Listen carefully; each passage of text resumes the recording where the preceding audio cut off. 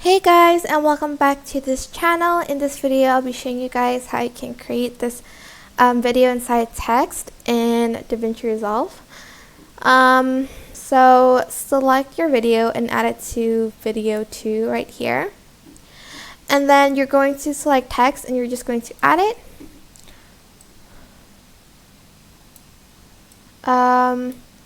Once you're done, you're just going to select the video, and then you're going to scroll down until you find, well, you don't really have to scroll down that far. Under composite, select the darken blend mode, composite mode. Select your text here and you can just edit it. I'm just going to text, and you can also change the font of it like so. And here you have your kind of video inside text.